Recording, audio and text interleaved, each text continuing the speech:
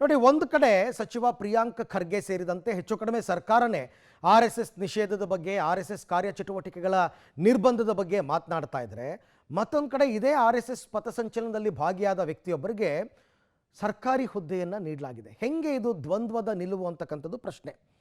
RSSನ ಕಟ್ಟಾಳು ಒಬ್ಬರಿಗೆ ಸರ್ಕಾರಿ ಹುದ್ದೆಯನ್ನು ಕೊಡಲಾಗಿದೆ, ಡಾಕ್ಟರ್ ಶ್ರೀಧರ್ ಅಂತಂದ್ಬಿಟ್ಟು. ಸರ್ಕಾರ ಹಾಗೂ ಸಂಘದ ನಡುವೆ ಒಂದು ಕಡೆ ಸಂಘರ್ಷ ನಡೀತಾ ಇದೆ. RSS ಪಥಸಂಚಲನದಲ್ಲಿ ಭಾಗಿಯಾದ ಸರ್ಕಾರಿ ನೌಕರ RSS ಕಟ್ಟಾಳು ಶ್ರೀಧರ್ಗೆ ಸರ್ಕಾರಿ ಹುದ್ದೆಯನ್ನು ಈಗ ನೀಡಲಾಗಿದೆ.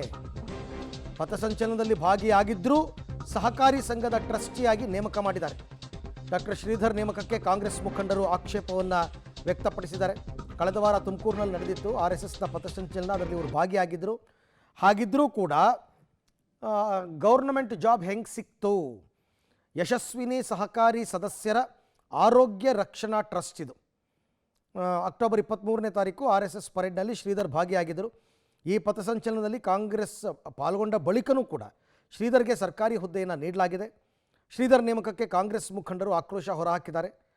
ಶ್ರೀಧರ್ ನೇಮಕದ ಹಿಂದೆ ಕಾಂಗ್ರೆಸ್ ಶಾಸಕ ಷಡಕ್ಷರಿ ಕೈವಾಡ ಇದೆ ಅಂತ ಆರೋಪವನ್ನು ಮಾಡಲಾಗಿದೆ.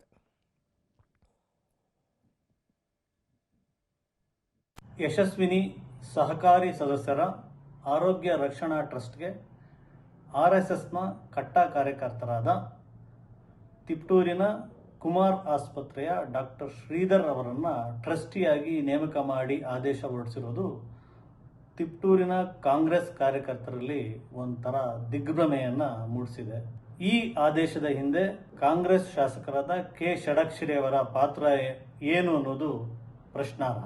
ಮುಖ್ಯಮಂತ್ರಿಗಳಾದ ಶ್ರೀ ಸಿದ್ದರಾಮಯ್ಯನವರ ಗಮನಕ್ಕೆ ಬಾರದಲ್ಲೇ ಈ ಥರದ ಆದೇಶ ಹೊರಡಿರ್ಬೋದು ಎನ್ನುವುದು ನಮ್ಮೆಲ್ಲರ ಅನುಮಾನ. KPCCಯ ಪ್ರಧಾನ ಕಾರ್ಯದರ್ಶಿಯಾಗಿ ಇದನ್ನು ಹೈಕಮಾಂಡ್ಗೆ ಈ ಬಗ್ಗೆ ಮತ್ತಷ್ಟು ಮಾಹಿತಿ ನನ್ನ ಕೊಲೀಗ್ ಮಂಜುನಾಥ್ ಅವರಿಂದ ಪಡ್ಕೊಳ್ಳೋಣ. ಮಂಜುನಾಥ್, ರಾಜ್ಯದಲ್ಲಿ ಸರ್ಕಾರ ಇರೋದು ಕಾಂಗ್ರೆಸ್ನವರದ್ದು. ಸೊ ಕಾಂಗ್ರೆಸ್ ಗಮನಕ್ಕೆ ಬಾರದೆ ಇವರಿಗೆ ಸರ್ಕಾರಿ ಹುದ್ದೆ ಸಿಗ್ತಾ, ಅಲ್ಲಿಯವರೇ ವಿರೋಧ ವ್ಯಕ್ತಪಡಿಸ್ತಾ ಇದ್ದಾರೆ ಕಾಂಗ್ರೆಸ್ ಕಾರ್ಯಕರ್ತರು. ಅಂದರೆ ಈ ಹುದ್ದೆ ಹಿಂದೆ ಯಾರಿದ್ದಾರೆ, ಏನು ರಾಜಕೀಯ ಇದು ಅಂತ? ಅರವಿಂದ್, ಇದು ಸರ್ಕಾರಿ ಹುದ್ದೆ ಅನ್ನೋದಕ್ಕಿಂತ ಸಹಕಾರಿಯಾಗಿ ಕೊಟ್ಟಂಥ ಒಂದು ನೇಮಕ ಅಷ್ಟೇನೆ ಅಂತ ಹೇಳಬೇಕಾಗತ್ತೆ. ಯಾಕಂದರೆ ಇದು ಯಶಸ್ವಿನಿ ಯೋಜನೆ ಎಫೆಕ್ಟಿವ್ ಆಗಿ ಜಾರಿ ಆಗಬೇಕು ಅನ್ನೋಂತಹ ಹಿನ್ನೆಲೆಯಲ್ಲಿ ಇಡೀ ರಾಜ್ಯಾದ್ಯಂತ ಒಂದು ಟ್ರಸ್ಟಿಯನ್ನು ಮಾಡಿರ್ತಾರೆ. ಆ ಟ್ರಸ್ಟಿಗಳಲ್ಲಿ ಪ್ರಧಾನ ಪೋಷಕರಾಗಿ CM ಇರ್ತಾರೆ, ಮತ್ತು ಪೋಷಕರಾಗಿ ಸಹಕಾರಿ ಇಲಾಖೆಯ ಸಚಿವರು ಇರ್ತಾರೆ, ಮತ್ತು ಅಧ್ಯಕ್ಷರಾಗಿ ಕಾರ್ಯದರ್ಶಿಗಳು ಅಂದರೆ ಸಹಕಾರಿ ಇಲಾಖೆ ಕಾರ್ಯದರ್ಶಿಗಳು ಇರ್ತಾರೆ. ಅದೇ ರೀತಿ ಇಡೀ ರಾಜ್ಯಾದ್ಯಂತ ನುರಿತ 5 ಜನ ವೈದ್ಯರು ಕೂಡ ಈ ಒಂದು ಟ್ರಸ್ಟಿಯಲ್ಲಿ ಇರುವಂಥದ್ದು. ಆ ಒಂದು ವೈದ್ಯರನ್ನು 5 ಜನರಲ್ಲಿ ಒಬ್ಬರನ್ನು ತಿಪ್ಟೂರಿನ ಡಾಕ್ಟರ್ ಶ್ರೀಧರ್ ಅವರನ್ನು, ಕುಮಾರ್ ಆಸ್ಪತ್ರೆಯ ಡಾಕ್ಟರ್ ಶ್ರೀಧರ್ ಅವರನ್ನು ನೇಮಕ ಮಾಡಿರುವಂಥದ್ದು. ಸೊ ಅದರಲ್ಲಿ ಕೂಡ ಅದು ಸರ್ಕಾರದ ಗಮನಕ್ಕೆ ಹೋಗಿರುತ್ತೆ. ಮೂಲತಃ ಶ್ರೀಧರ್ ಅವರು ಈಗ RSSನ ಒಬ್ಬ ಕಟ್ಟಾಳು ಕೂಡ. ಕಳೆದ ಸುಮಾರು 25-30 ವರ್ಷಗಳಿಂದ ಅವರು RSSನಲ್ಲಿ ಗುರುತಿಸಿಕೊಂಡವರು. ಮತ್ತು ಮೊನ್ನೆ ನಡೆದಂತಹ ಶತಾಬ್ದಿಯ ಪಥಸಂಚಲನದಲ್ಲಿ ಕೂಡ ಅವರು ಭಾಗಿಯಾಗಿದ್ದಾರೆ. ಸುಮಾರು 4 ಕಿಲೋಮೀಟರ್ ದೂರ ಪಥಸಂಚಲನ ಕೂಡ ಮಾಡಿದ್ದಾರೆ. ಸೊ ಇಂಥವರನ್ನು ಈಗ ಟ್ರಸ್ಟಿಯಾಗಿ ಮಾಡಿರುವಂಥದ್ದು ಕಾಂಗ್ರೆಸ್ ವಲಯದಲ್ಲೇ ಸ್ವಲ್ಪ ವಿರೋಧ ಕೇಳಿ ಬಂದಿರುವಂಥದ್ದು. ಅದರಲ್ಲೂ ಕೂಡ ಏನು ತಿಪ್ಟೂರು ವಿಧಾನಸಭಾ ಕ್ಷೇತ್ರದಲ್ಲಿ ಟಿಕೆಟ್ ಆಕಾಂಕ್ಷಿತರಾಗಿದ್ದಂತಹ ಟೂಡಾ ಶಶಿಧರ್ ಎನ್ನುವರು ಕೂಡ ಅದಕ್ಕೆ ಆಕ್ಷೇಪ ಎತ್ತಿದ್ದಾರೆ.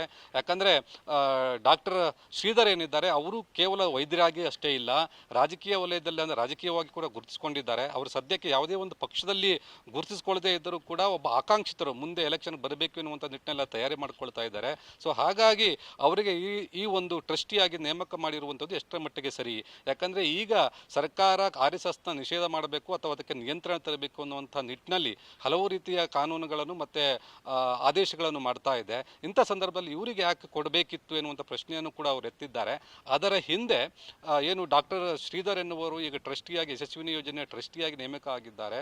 RSSನವರು ಆದರೂ ಕೂಡ ಅವರ ಹಿಂದೆ ಇರುವಂಥದ್ದು ತಿಪ್ಟೂರಿನ ಹಾಲಿ ಕಾಂಗ್ರೆಸ್ ಶಾಸಕರಾದಂಥ ಷಡಕ್ಷರಿಯವರ ಚಿತಾವಣೆಯಿಂದ ಅವರನ್ನು ಈಗ ಟ್ರಸ್ಟಿಯನ್ನಾಗಿ ಮಾಡಿದ್ದಾರೆ ಎನ್ನುವಂಥದ್ದು.